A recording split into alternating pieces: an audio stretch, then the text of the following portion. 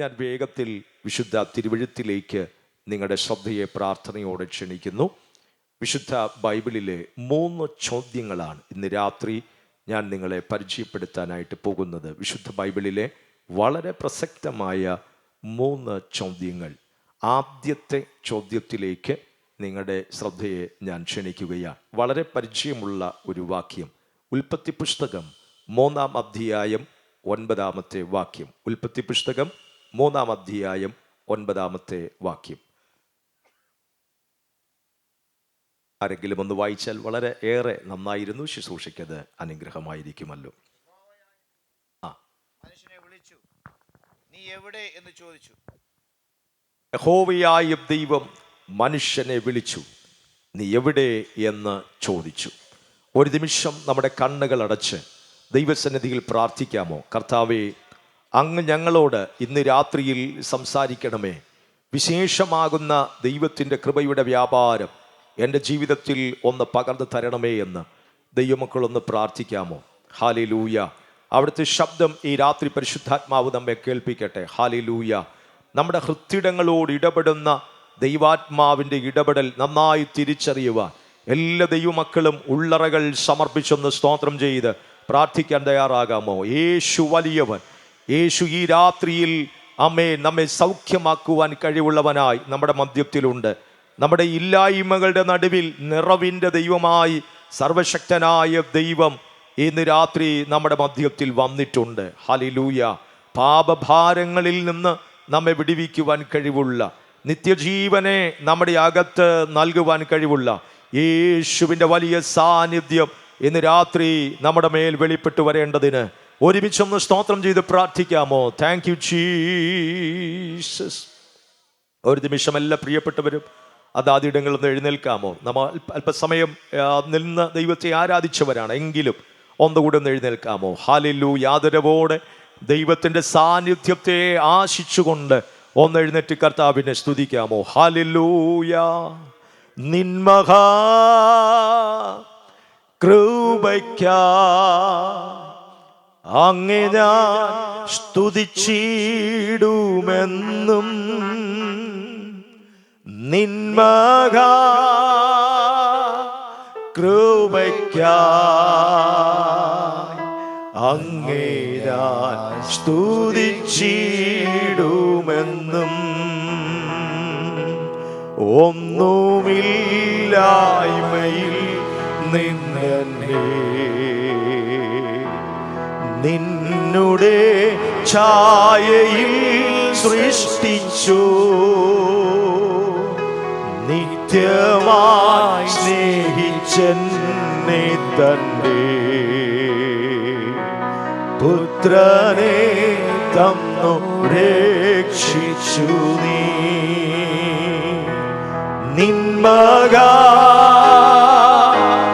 കൃപയ്ക്കായി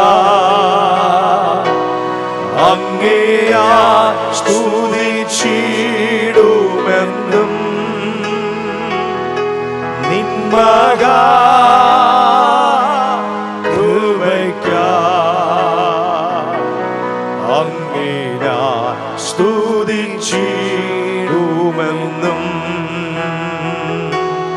അന്നവസ്ത്രായി മകളെ എന്നറിയാതെന്മേൽ ചോദിഞ്ഞു, തിന്മകൾ സർവത്തിൽ നിന്നെ കൺമണി പോലെ കാക്കുന്നു നീ. നിന്മഹാ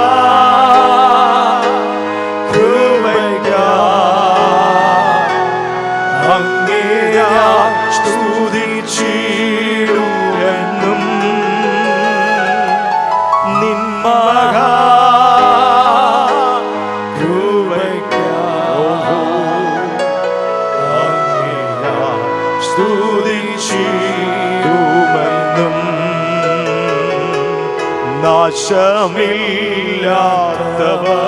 നാശമില്ലാത്തവകാശവും യേശുവിൻ ഭാഗ്യസന്നിധിയും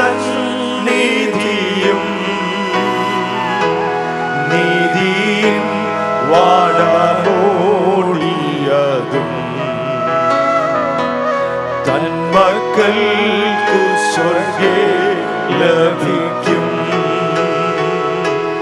നിൻ മഹാ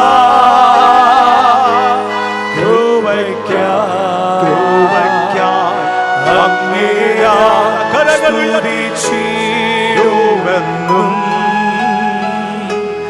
നിൻ മഹാകൃപയ്ക്കായി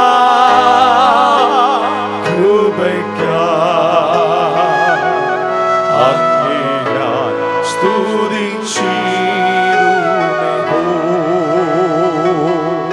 ഒന്നുമില്ലായ്മയിൽ നിന്നെ നിന്നുടെ ഛായയിൽ സൃഷ്ടിച്ചു. നിത്യമായി സ്നേഹിച്ചെന്നെ പുത്രരെ തന്നുരക്ഷിച്ചു. നിൻ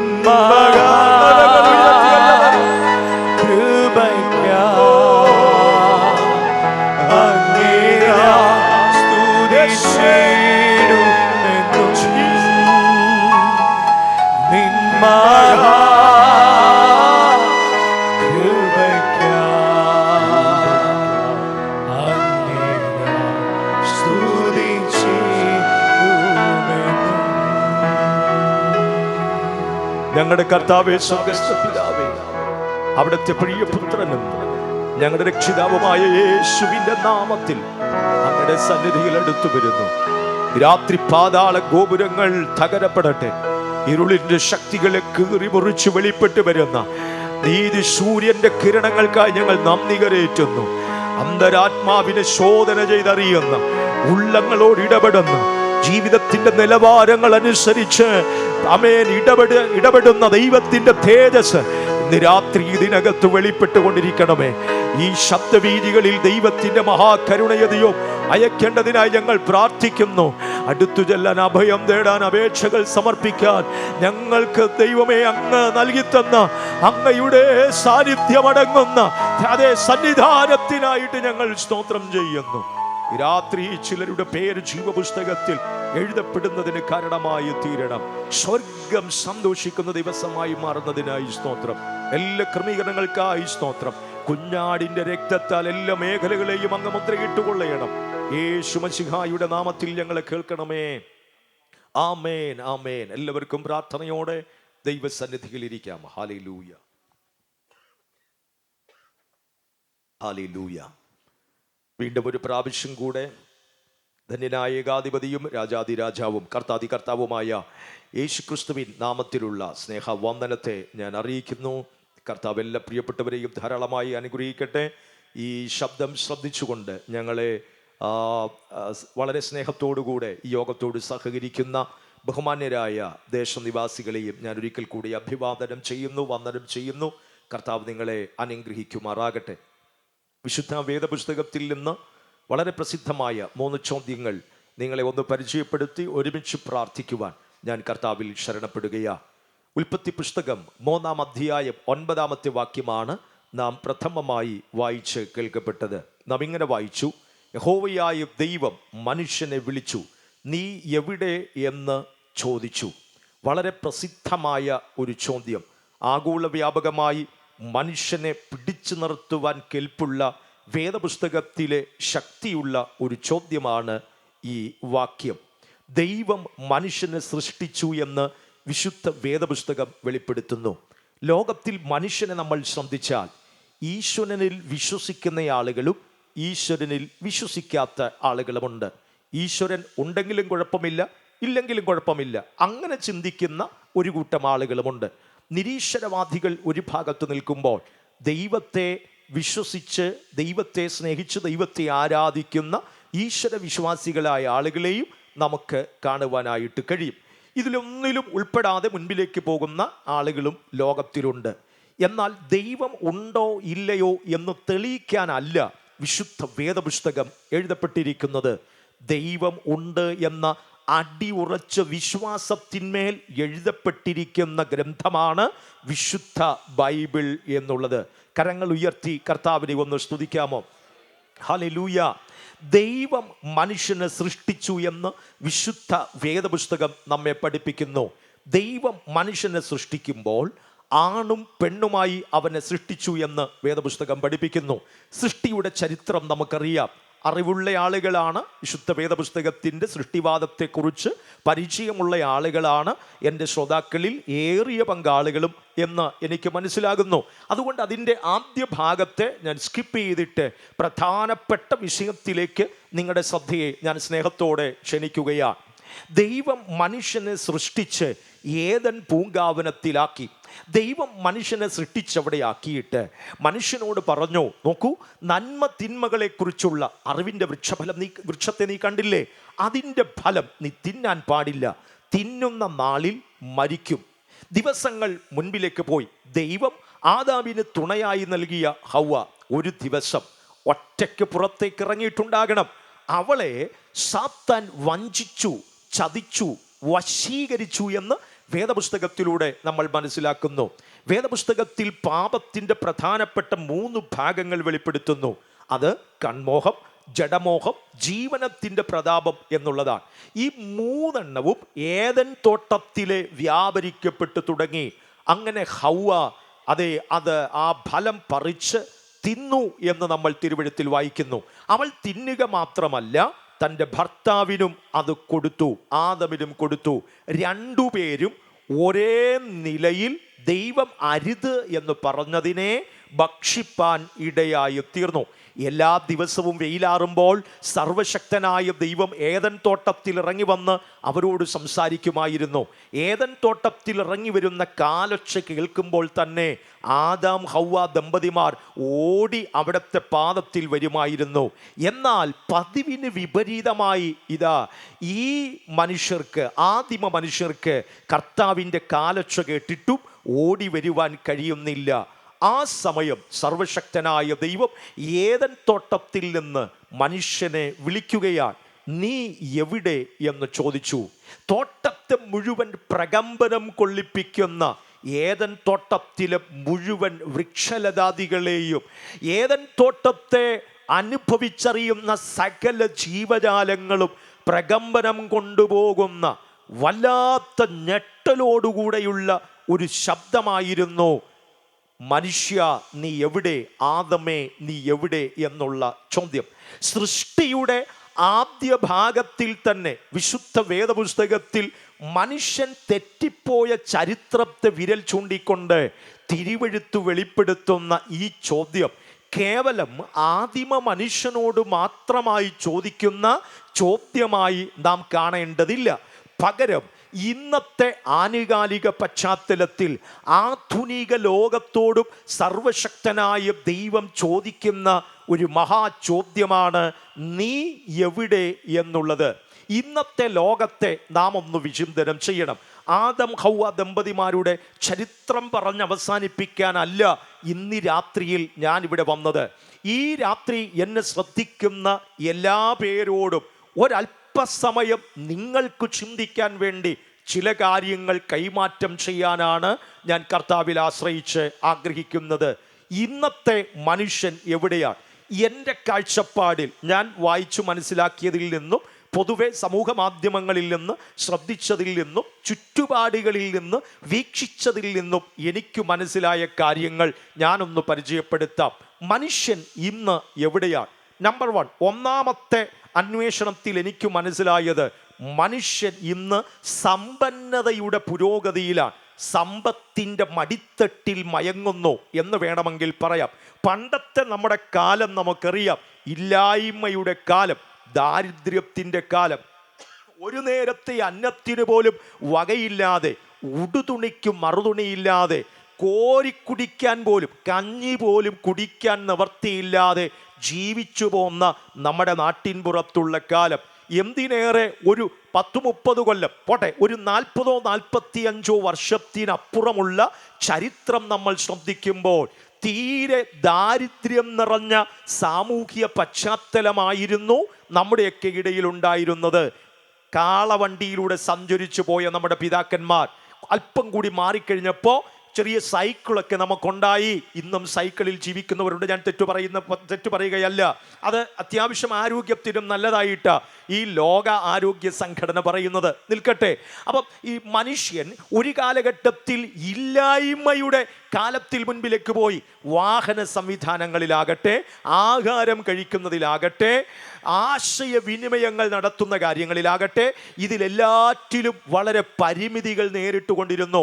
ഈ അടുത്തയിടയ്ക്ക് ഒരു ദൈവദാസൻ പറഞ്ഞ കാര്യം എൻ്റെ ഓർമ്മയിൽ വരുന്നത് ഞാൻ പറയാം. എന്താ ബ്രദറെ ആരാധിക്കാൻ വരാത്തത്, പള്ളിയിൽ വരാത്തത് എന്ന് ചോദിച്ചപ്പോൾ മറുപടി, വരാൻ പറ്റിയില്ല, ഇന്ന് വന്നില്ല പാസ്റ്ററെ. ഒന്നുകൂടെ ചോദിച്ചു കഴിഞ്ഞാൽ അദ്ദേഹത്തിൻ്റെ മറുപടി വൈകൃതമാകും എന്ന് ചിന്തിച്ചിട്ട് കർത്തൃദാസൻ സൈലൻ്റായി. അദ്ദേഹം പറഞ്ഞത് ഇങ്ങനെയാണ്: പണ്ട് അല്ലലുണ്ടായിരുന്നത് കൊണ്ട്, ബുദ്ധിമുട്ടുകൾ ഉണ്ടായിരുന്നത് കൊണ്ട് ദൈവത്തോട് പ്രാർത്ഥിക്കണമായിരുന്നു. ഇന്ന് രോഗങ്ങൾ ഇഷ്ടം പോലെയുണ്ട്. രോഗങ്ങളുണ്ടെങ്കിൽ രോഗങ്ങളെ ചികിത്സിക്കാനുള്ള ഇൻഷുറൻസ്, ലക്ഷങ്ങളുടെ സപ്പോർട്ട് നൽകുന്ന ഇൻഷുറൻസ് ഓരോ കുടുംബങ്ങളുടെയും പേർക്കുണ്ട്. അതുകൊണ്ട് ആശുപത്രി, മൾട്ടി സ്പെഷ്യാലിറ്റി, സൂപ്പർ സ്പെഷ്യാലിറ്റി ഹോസ്പിറ്റലുകൾ എന്നൊക്കെ പറയുന്ന ആശുപത്രികളിൽ പോയി ആളുകൾക്ക് ചികിത്സിക്കാൻ വേണ്ടുന്ന പണമുണ്ട്. അതിൻ്റെ ഇൻഷുറൻസ് സപ്പോർട്ട് ഉള്ളത് കൊണ്ട് അതിലും വലിയ പേടിയില്ല. ആവശ്യത്തിന് സമ്പത്തുണ്ട്, അല്ലലില്ല, വീട്ടിൽ വലിയ പ്രശ്നങ്ങളൊന്നുമില്ല. ഒന്നല്ല രണ്ടോ മൂന്നോ വണ്ടിയുണ്ട്. ഒരുമിച്ച് പോകാനും ഒറ്റയ്ക്ക് പോകാനും രണ്ടു പേർക്ക് ചേർന്ന് പോകാനും ഒക്കെയുള്ള വണ്ടികൾ ഇഷ്ടം പോലെയുണ്ട്. കയറിക്കിടക്കാൻ വീടുണ്ട്. എല്ലാ സംവിധാനങ്ങളും ഉള്ളതുകൊണ്ട് ആരെ പേടിക്കണം? ദൈവത്തോട് പ്രാർത്ഥിച്ചാൽ എന്താ, പ്രാർത്ഥിച്ചില്ലെങ്കിൽ എന്താ, കൺവെൻഷന് പോയാൽ എന്താ, പോയില്ലെങ്കിൽ എന്താ, ഇതൊന്നും വലിയ വിഷയമല്ല എന്നുള്ള നിലയിൽ മനുഷ്യന്റെ സമ്പത്തിന്റെ അതിപ്രസരം നിമിത്തം മനുഷ്യൻ മുൻപിലേക്ക് പോയിക്കൊണ്ടിരിക്കുന്നു. ഇത് ഇന്നിന്റെ കാലഘട്ടമാണ്. നമ്മൾ ഒന്നുകൂടെ നമ്മുടെ സമൂഹത്തെ വിചിന്തനം ചെയ്താൽ, ഞാൻ ഒരല്പം പറഞ്ഞതുപോലെ സൂപ്പർ സ്പെഷ്യാലിറ്റി ഹോസ്പിറ്റലുകളുടെ അതിപ്രസരമോ, ഒന്നുകൂടെ പറഞ്ഞാൽ സൂപ്പർ ഹൈടെക് യുഗത്തിലേക്ക് നമ്മൾ മാറ്റപ്പെട്ടിരിക്കുന്നു. വിരൽ തുമ്പുകൾ കൊണ്ട് ലോകത്തെ നിയന്ത്രിക്കാൻ കഴിയത്തക്ക വിധത്തിൽ അത്യാധുനികമാകുന്ന, ശാസ്ത്രീയമാകുന്ന പുരോഗതിയുടെ മണ്ണിലാണ് ഞാനും നിങ്ങളും ജീവിക്കുന്നത്. ലോകത്തിൽ ഏറ്റവും കൂടുതൽ ജനസാന്ദ്രതയുള്ള രാജ്യമായ ഇന്ത്യ ലോകത്തിലെ വമ്പൻ രാജ്യങ്ങളോടൊപ്പം അതേ സമത്വം നിലനിർത്തത്തക്ക വിധത്തിൽ അഹോരാത്രം പണിപ്പെട്ടുകൊണ്ടിരിക്കുന്നു. അങ്ങനെയുള്ള ഒരു രാജ്യത്തിൽ നമ്മൾ ജീവിക്കുകയാണ്. നിങ്ങൾ ഇതിനകത്തു തന്നെ ഒന്ന് പരിശോധിച്ചാൽ, ഈ വീടിൻ്റെ മുറ്റത്ത് യോഗത്തിന് വന്നിരിക്കുന്ന ആളുകളെ തന്നെ പരിശോധിച്ചാൽ, ഒന്നും രണ്ടും മൊബൈലുകളൊക്കെ ബാഗിലും പോക്കറ്റിലുമൊക്കെ തിരുമ്മിക്കൊണ്ടാണ് വന്നിരിക്കുന്നത്. വേണമെങ്കിൽ ഈ സന്ദേശത്തെ ഫോണൊന്ന് പിടിച്ച് റെക്കോർഡ് ചെയ്യുന്നവരുണ്ടാകാം. ഞാൻ ശ്രദ്ധിച്ചു, പാട്ടൊക്കെ മനോഹരമായി ഫോണെടുത്ത് വീഡിയോ റെക്കോർഡിംഗ് നടത്തിക്കൊണ്ടിരിക്കുന്ന കുഞ്ഞുങ്ങളെ വരെ ഞാൻ ശ്രദ്ധിച്ചു. എന്ന് പറഞ്ഞാൽ നിസ്സാരമായി പാവകളെ പോലെ കളിപ്പാട്ടങ്ങൾ പോലെ ഇന്നത്തെ മൊബൈൽ നമ്മളൊക്കെ ഉപയോഗിച്ചു കൊണ്ടിരിക്കുന്നു. എന്താ അതിൻ്റെ പിന്നിലെ സീക്രട്ട് എന്ന് പറഞ്ഞാൽ, ശാസ്ത്ര സാങ്കേതിക വൈദഗ്ധ്യത്തിൻ്റെ ഉന്നതമാകുന്ന ശ്രേണിയിലൂടെ സഞ്ചരിക്കുന്ന ലോകരാഷ്ട്രങ്ങളോടൊപ്പം നമ്മളും നമ്മുടെ തലമുറകളും മുൻപിലേക്ക് പോയിക്കൊണ്ടിരിക്കുന്നു. ഭയങ്കരമാകുന്ന വികാസത്തിൽ, ബുദ്ധിമണ്ഡലത്തിൻ്റെ വികാസത്തിൽ മനുഷ്യൻ മുൻപിലേക്ക് പോയിക്കൊണ്ടിരിക്കുകയാണ്. 1.5 കിലോഗ്രാം തൂക്കമുള്ള തലച്ചോറ് കൊണ്ട് മനുഷ്യൻ വലിയ വലിയ കുതിച്ചുചാട്ടങ്ങളിലേക്കാണ് പോയിക്കൊണ്ടിരിക്കുന്നത്. ഇത് ഞാൻ പറയാതെ നിങ്ങൾക്കറിയാവുന്ന കാര്യമാണ്.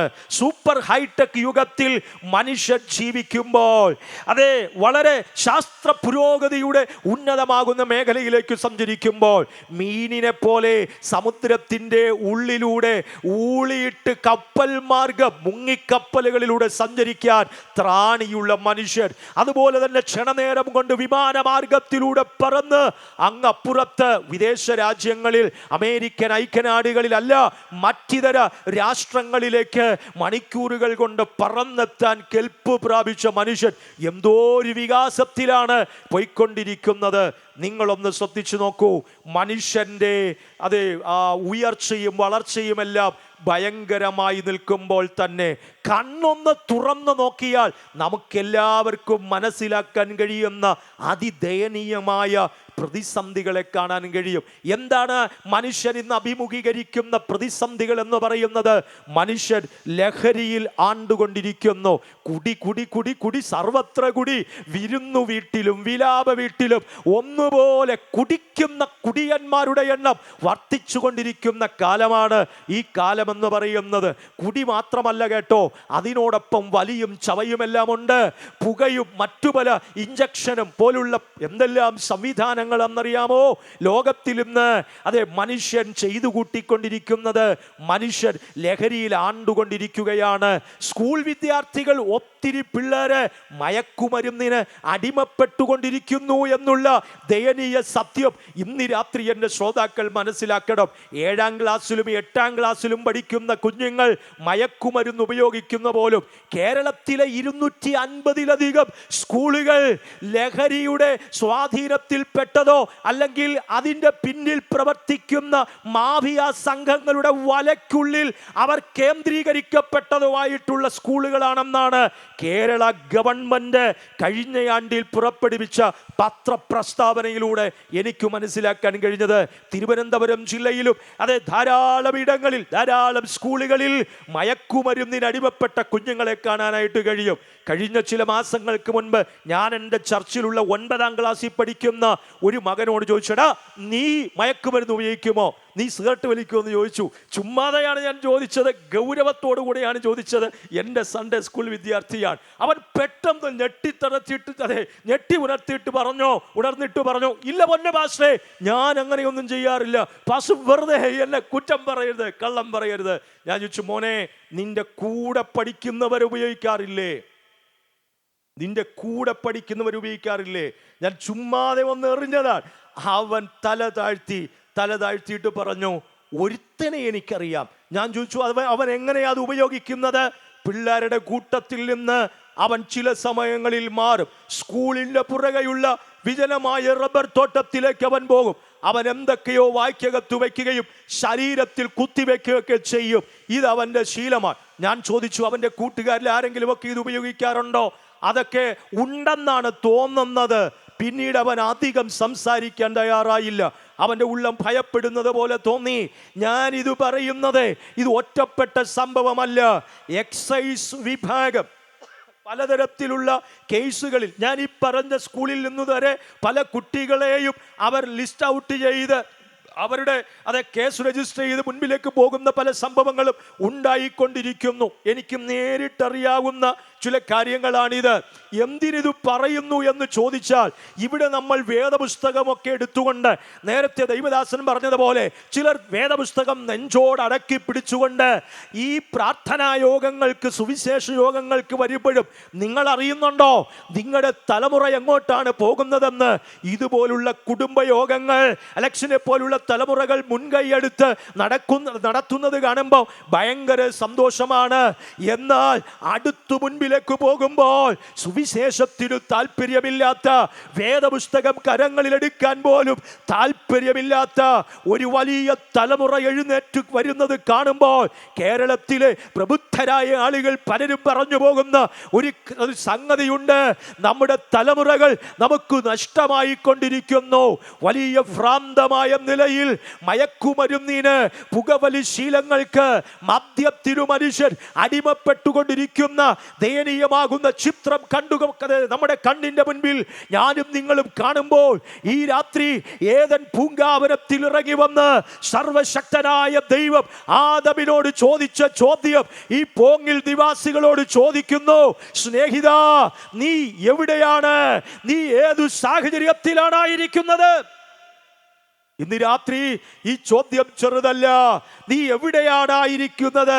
ജീവിതമെല്ലാം തകർന്നു പോയ അനേകായിരങ്ങളെ നമുക്ക് കാണാൻ കഴിയും.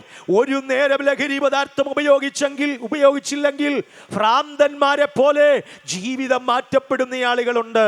ഇന്ന് രാത്രി ഒരു ദൈവദാസൻ എന്നുള്ള നിലയിൽ, ഒരു സുവിശേഷകൻ എന്നുള്ള നിലയിൽ ഈ ദേശനിവാസികളോട് സ്നേഹത്തോടെ ഞാൻ വിളിച്ചു പറയുന്നു, മയക്കുമരുന്നും മദ്യവുമെന്നും നിന്റെ ജീവിതത്തിൽ ജീവിതത്തിൽ സ്വസ്ഥതയും സമാധാനവും നൽകിത്തരില്ല. നിന്റെ ജീവിതത്തെ തകർത്തുകളയാനേ ഇതൊക്കെ പറയുന്നു. സ്നേഹിത, നിനക്ക് രക്ഷപ്പെടുവാൻ കഴിയാത്ത വിധത്തിൽ നീ തിന്മയുടെ വഴികളിലൂടെ സഞ്ചരിച്ചു കൊണ്ടിരിക്കുന്നെങ്കിൽ ഈ രാത്രി വിശുദ്ധ ബൈബിൾ നിന്നോട് പറയുന്നു, മടങ്ങി വരിക. നിന്നെ ഒരുവൻ വിളിക്കുന്നുണ്ട്. നീ എവിടെ എന്നവൻ ചോദിക്കുന്നുണ്ട്. അവൻ നിന്നെ തിരഞ്ഞുകൊണ്ട് നടക്കുകയാണ്. മനുഷ്യൻ ഇന്ന് എവിടെയാണ്? മനുഷ്യൻ ഭയങ്കരമാകുന്ന രോഗത്തിലാണ്. അതിഭയങ്കരമാകുന്ന രോഗങ്ങളിൽ മനുഷ്യൻ തപ്പിത്തടഞ്ഞ് മുൻപിലേക്ക് പോകുന്നു.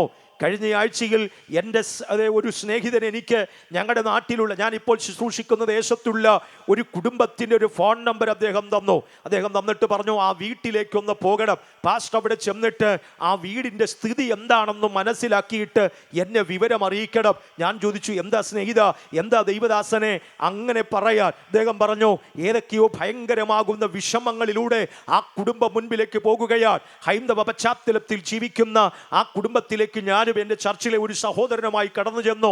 ആ സഹോദരന് ആ വീടുമായി ഒരല്പം പരിചയമുണ്ട്. എന്നാൽ അദ്ദേഹം അതിനകത്തുള്ള പ്രതിസന്ധികൾ എന്താണെന്ന് അറിയത്തില്ല. അങ്ങനെ ഞങ്ങൾ രണ്ടുപേരും കൂടി ആ വീട്ടിൽ ചെന്നപ്പോൾ ഞാൻ ചോദിച്ചു, ഈ വീടിൻ്റെ ഉടമസ്ഥൻ എവിടെ, ഗ്രഹനാഥൻ എവിടെ? സന്ദീപ് എന്നാണ് ആ സഹോദരൻ്റെ പേര്. അദ്ദേഹത്തോട് ചോദിച്ചപ്പോൾ, ആ വീട്ടുകാരോട് ചോദിച്ചപ്പോൾ അവർ പറഞ്ഞ മറുപടി, ആ വീട്ടിലെ മോളാണ് മറുപടി പറഞ്ഞത്. 8ാം ക്ലാസ്സിൽ പഠിക്കുന്ന കുഞ്ഞ് മറുപടി പറഞ്ഞു, എൻ്റെ പപ്പ ഇവിടെ ഇല്ല, എൻ്റെ അച്ഛൻ ഇവിടെ ഇല്ല. ഞാൻ ചോദിച്ചു, അച്ഛൻ എവിടെ പോയി? എൻ്റെ ഇളയ സഹോദരൻ 5ാം ക്ലാസ്സിൽ പഠിക്കുന്നവൻ, 10 വയസ്സ് മാത്രമേ പ്രായമുള്ളൂ. അവൻ്റെ ശരീരത്തിൽ മുഴുവൻ ക്യാൻസർ ബാധിച്ചിരിക്കുന്നു. അവൻ്റെ ശരീരം തകർന്നിരിക്കുന്നു. ഹൈ ഡോസ് കീമോതെറാപ്പി ചെയ്തു തുടങ്ങിയിരിക്കുന്നു. അപ്പനും അമ്മയുമായി അനേകം ദിവസങ്ങളായി തിരുവനന്തപുരത്തുള്ള RCCക്ക് സമീപം ഒരു റൂം വാടകയ്ക്കെടുത്ത് അവരവിടെ പാർക്കുകയാണ്. നിങ്ങൾ ഇത് പറഞ്ഞിട്ട് കുഞ്ഞ് കരയുന്നു. കുഞ്ഞിൻ്റെ അമ്മച്ചി അവിടെ നിൽപ്പുണ്ട്. അമ്മച്ചി കരയുന്നുണ്ട്. പൊട്ടിക്കരഞ്ഞിട്ട് പറയുന്നു, നിങ്ങൾ പ്രാർത്ഥിക്കാൻ വന്നവരല്ലേ, എൻ്റെ പൊന്നുമോന് വേണ്ടി പ്രാർത്ഥിക്കണം. 10 വയസ്സു മാത്രം പ്രായമുള്ളൊരു കുഞ്ഞിൻ്റെ കാര്യമാണ് ഞാൻ ഈ പറയുന്നത്. എന്നാൽ സാധാരണയായി കണ്ടുവരുന്ന ഒരു രോഗമായി, പനി പോലെ ക്യാൻസറസിൻ്റെ വൈറസുകൾ നമ്മൾ ഇന്ന് ഒത്തിരി ആളുകൾ കാണുന്നുണ്ട്, ശരിയാണ്. പക്ഷെ പിഞ്ചോമനകൾ ഇത്തരത്തിലുള്ള രോഗങ്ങളിലൂടെ കടന്നു പോകുമ്പോൾ അത് സഹിക്കാവുന്നതിനപ്പുറമാണ്. ഇന്ന് രാത്രി ഞാൻ പറയുന്നു, ഇതുപോലുള്ള ഭയങ്കരമാകുന്ന രോഗങ്ങൾ മാനവകുലത്തെ വേട്ടയാടിക്കൊണ്ടിരിക്കുകയാണ്. കേരളക്കരയെ വേട്ടയാടിക്കൊണ്ടിരിക്കുകയാണ്. തിരുവനന്തപുരം ജില്ലയെ വേട്ടയാടിക്കൊണ്ടിരിക്കുകയാണ്. നമ്മുടെ കുടുംബങ്ങളെ വേട്ടയാടിക്കൊണ്ടിരിക്കുകയാണ്. ഇന്ന് രാത്രി ഞാൻ വിളിച്ചു പറയുന്നു, മാരക രോഗങ്ങൾ മാത്രമല്ല, ഭയങ്കരമാകുന്ന അപകടങ്ങൾ സംഭവിക്കപ്പെട്ടുകൊണ്ടിരിക്കുകയാണ്. ന്യൂ ഇയറിന്റെ സമയത്ത് ടൂറിന് പോയിട്ട് തിരികെ വരാൻ പൊന്നോമന മകളെ കിട്ടിയില്ല. 10-100 പിള്ളേരൊക്കെ ചേർന്ന് ടൂറിന് പോയതാണ്. പക്ഷെ സംഭവിച്ചത് എന്താ? ഒരു മോൾക്ക് അപകടം പറ്റി, ലോകത്തിൽ നിന്ന് മാറ്റപ്പെട്ടു പോയി. ഇത്തരത്തിൽ എന്തെല്ലാം സംഭവങ്ങൾ നമ്മുടെ കണ്ണിന്റെ മുൻപിൽ കഴിഞ്ഞ ദിവസങ്ങളായി നമ്മൾ കണ്ടുകൊണ്ടിരിക്കുന്നു. വർഷങ്ങൾ പുറകിലേക്ക് പോയാൽ തലയിൽ കൈവച്ചു പോകുന്ന ഭയങ്കരമാകുന്ന വിപത്തുകളല്ലേ നമ്മൾ കണ്ടുകൊണ്ടിരിക്കുന്നത്. കഴിഞ്ഞ ആണ്ട് 2024 കേരളം കണ്ണുനീർ വീഴ്ത്തിയ ദുരന്തകഥ നമ്മൾ മറന്നുപോയോ? വയനാടിൽ, അങ്ങെന്ന് പറയാൻ പറ്റില്ല, നമ്മുടെ സംസ്ഥാനത്തിലെ വയനാടിൽ മുണ്ടക്കയും ചൂരൽമലയും ഒറ്റ രാത്രിയിലെ ഉരുൾപൊട്ടലിൽ തൂത്തെറിയപ്പെട്ടില്ലേ? എന്തോ ഒരു ദുരന്തമായിരുന്നു നമ്മുടെ നാട്ടിൽ സംഭവിക്കപ്പെട്ടത്.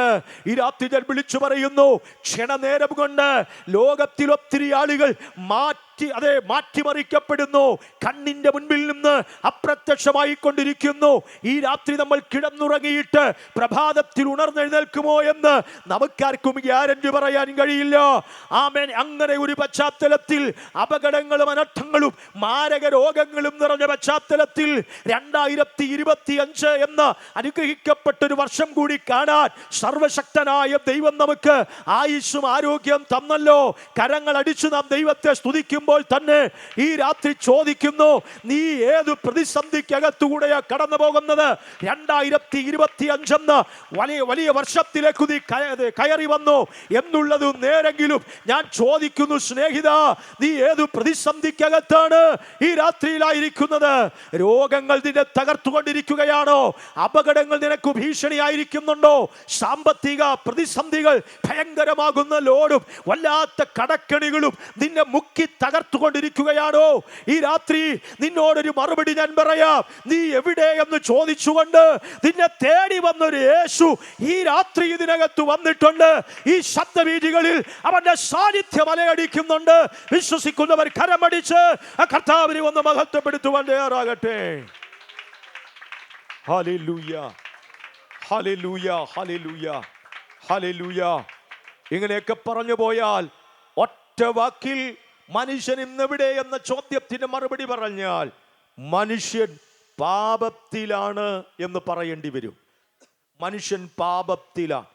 പാപി അല്ലാതെ ഒരു നരനും ഭൂതലത്തിലില്ല എന്ന് കവീവരന്മാർ പറയുന്ന ശ്ലോകങ്ങളൊക്കെ നമ്മൾ കേട്ടിട്ടുണ്ട്. കോപശീലം ശിശുവിലും ഉണ്ട്. വിവിധ നിലകളിൽ പാപത്തിൻ്റെ പ്രവൃത്തി ലോകത്തിൽ അരങ്ങേറിക്കൊണ്ടിരിക്കുന്നു. പാപം എന്ന വൻവൃക്ഷത്തിൻ്റെ ശാഖോപശാഖകളായി നിലനിൽക്കുന്ന പലതരത്തിലുള്ള പ്രവർത്തികൾ മാത്രമേ നമ്മൾ അറിയുന്നുള്ളൂ. എന്നാൽ പാപമെന്ന ഭയങ്കരമാകുന്ന പ്രശ്നത്തിൽ മനുഷ്യൻ കുടുങ്ങിക്കിടക്കുന്നു. എന്താണ് പാപമെന്ന് പറഞ്ഞാൽ, ഒരാൾക്ക് നന്മ ചെയ്യാൻ ഇഷ്ടമുണ്ടായിരുന്നിട്ടും നന്മ ചെയ്യാൻ ആഗ്രഹമുണ്ടായിട്ടും തനിക്ക് നന്മ ചെയ്യാൻ കഴിയാത്ത വിധത്തിൽ തൻ്റെ ഉള്ളിൽ നിന്ന് വ്യാപരിക്കപ്പെടുന്ന തിന്മയുടെ സ്വാധീനമുണ്ടല്ലോ, അതാണ് അതിൻ്റെ പ്രേരക ഘടകമെന്ന് പറയുന്നത്. ആ തിന്മയുടെ സ്വാധീനവും ആ തിന്മയുടെ സമ്മർദ്ദവും അതിനു വേണ്ടുന്ന സമ്മതമൊക്കെ ചേരുമ്പോഴാണ് പാപമെന്ന പ്രവൃത്തി വെളിപ്പെട്ടു വരുന്നത്. ഒരു വ്യക്തി പാപത്തിലേക്ക് പോകുന്നതിന് 3 പ്രധാനപ്പെട്ട സംഗതികൾ നമുക്ക് മനസ്സിലാക്കാൻ കഴിയും. ഒന്ന്, അവൻ അധിവസിക്കുന്ന സാഹചര്യം. ചിലരുടെ സാഹചര്യങ്ങളാണ് അവനെ തെറ്റിലേക്ക് നയിക്കുന്നത്. മറ്റൊന്ന്, സാഹചര്യം ഉള്ളപ്പോൾ തന്നെ ആ സാഹചര്യത്തിൽ അവനെ തെറ്റിലേക്ക് തള്ളി വീഴ്ത്താനുള്ള സമ്മർദ്ദമുണ്ടാകുന്നു. ഭയങ്കരമാകുന്ന സമ്മർദ്ദം. ആ സമ്മർദ്ദം ഏറിക്കഴിയുമ്പോൾ ആ സമ്മർദ്ദത്തിന് വശീകരിക്കപ്പെടുന്ന ഒരുവൻ അതിന് സമ്മതിക്കേണ്ടി വരുന്നു. അപ്പൊ സാഹചര്യമുണ്ട്, സമ്മർദ്ദമുണ്ട്, പിന്നെ അതിനോടൊപ്പം ഒരു സമ്മതം കൂടിയാകുമ്പോ അരുതെന്ന് പറഞ്ഞിരിക്കുന്ന കാര്യങ്ങൾ ചെയ്യേണ്ടി വരുന്നു. അതാണ് പാപമെന്ന് പറയുന്നത്. ദൈവത്തിന്റെ വിശുദ്ധിയിൽ നിന്ന്, ദൈവം ഈ പ്രപഞ്ചത്തിൽ വെച്ചിരിക്കുന്ന വിശുദ്ധിയുടെ നിയമത്തിൽ നിന്ന്, ദൈവം വിശുദ്ധ വേദപുസ്തകത്തിൽ വെച്ചിരിക്കുന്ന വിശുദ്ധമായ നിയമത്തിൽ നിന്ന്, ദൈവം മനസാക്ഷിയിൽ വെച്ചിരിക്കുന്ന വിശുദ്ധമായ നിയമത്തിൽ നിന്ന് മനുഷ്യൻ വ്യതിചലിക്കുമ്പോ അതിന് പറയുന്ന പേരാണ് പാപം എന്നുള്ളത്. കരമുയർത്തി കർത്താവിനെ ഒന്ന് സ്തുതിക്കാമോ? ശക്തിയോടെ കർത്താവിനെ ഒന്ന് സ്തുതിച്ചാട്ടെ. ഒറ്റ വാക്കിൽ, മനുഷ്യ നീ എവിടെ എന്ന ചോദ്യത്തിന് മറുപടി, മനുഷ്യൻ പാപത്തിലാണ്. പാപം ചെയ്തു മനുഷ്യൻ ജീവിതം നയിച്ചു കൊണ്ടിരിക്കുന്നു. ഇന്ന് രാത്രി ഞാൻ പറയുന്നു, ഒരുപക്ഷെ ക്രിസ്ത്യാനി എന്ന പേര് കാണാം, വിശുദ്ധ ബൈബിൾ നിങ്ങളുടെ വീട്ടിലുണ്ടാകാം, യേശു നിങ്ങളുടെ ദൈവമെന്ന് നാട്ടുകാർ നിങ്ങളെ കുറിച്ച് പറയുന്നുണ്ടാകാം. പക്ഷെ ജീവിതത്തിൽ ക്രിസ്ത്യാനിത്വത്തിന്റെ ക്രിസ്തു ഇല്ലാത്ത ജീവിതം നീ നയിച്ചു പോകുന്നെങ്കിൽ, ക്രിസ്തു കേന്ദ്ര വിഷയമായിരിക്കേണ്ട സ്ഥാനത്ത് നിന്ന് നീ ക്രിസ്തുവിനെ മാറ്റിവെച്ചിരിക്കുന്നെങ്കിൽ, ഈ രാത്രി വേദപുസ്തകം പറയുന്നു, ആദം മരങ്ങൾക്കിടയിൽ ഒളിച്ചു മറഞ്ഞിരിക്കുന്നത് പോലെ നീയും ദൈവത്തിന്റെ സന്നിധിയിൽ നിന്നും മറഞ്ഞിരിക്കുന്നു. കർത്താവ് നിന്നെ വിളിക്കുന്നു, നീ എവിടെയാണ്?